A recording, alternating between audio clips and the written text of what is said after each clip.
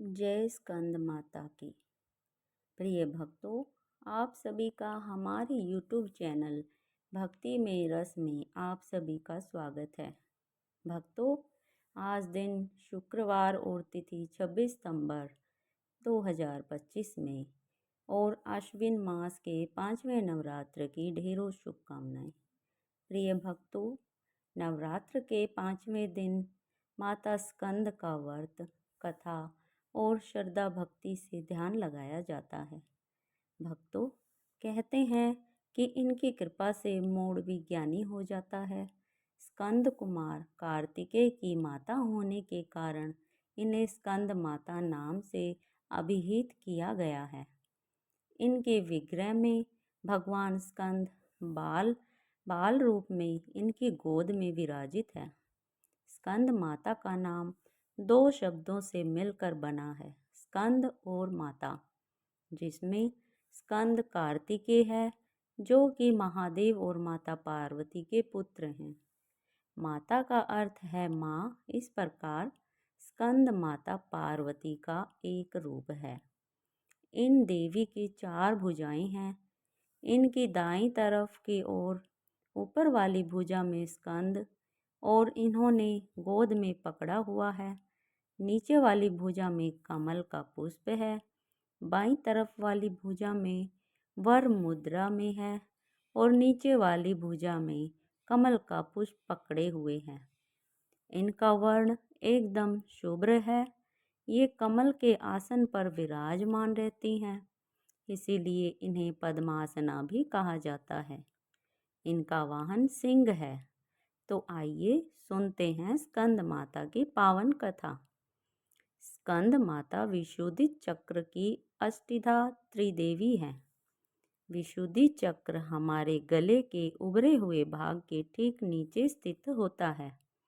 माँ स्कंद की सच्चे मन से पूजा करने से विशुद्धि चक्र जागृत हो जाता है। इससे वरी की सिद्धि प्राप्त होती है। माता हमेशा कमल पर विराजित रहती हैं। माता का मन पूर्ण रूप से लौकिक और सांसारिक संबंधों से दूर रहता है।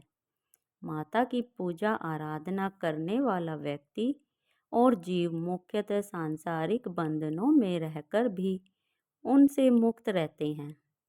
माँ दुर्गा के स्कंद माता अवतार की एक कहानी है।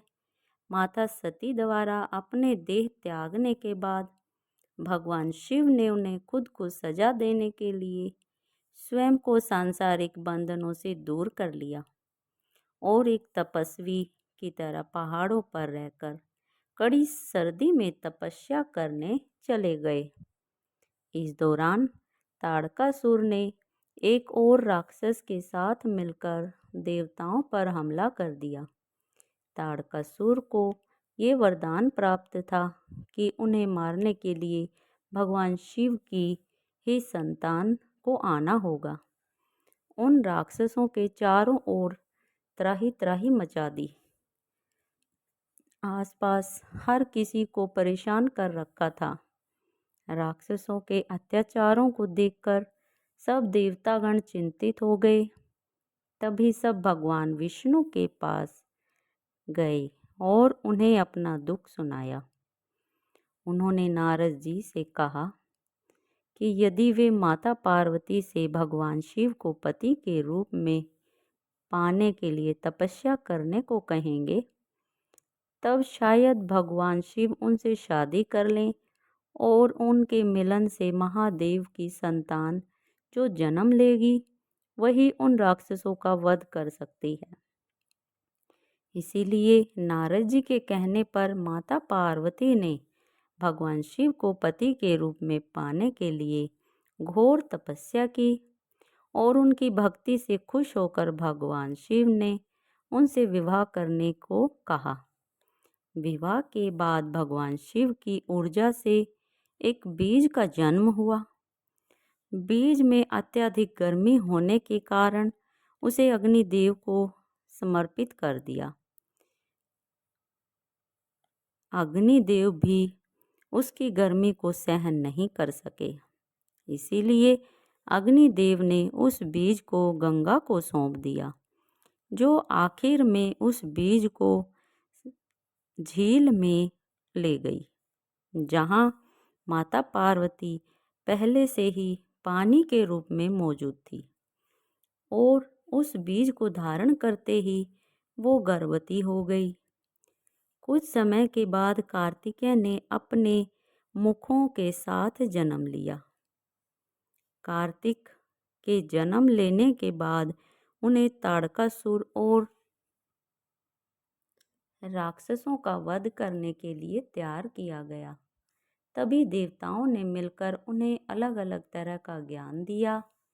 उन राक्षसों से लड़ने के लिए उन्हें महत्वपूर्ण शस्त्र भी दिए। आखिर में कार्तिकेय ने सभी राक्षसों का वध कर दिया और इसी कारण माँ दुर्गा को स्कंद माता यानी कार्तिकेय की माता के रूप में जाना जाता है।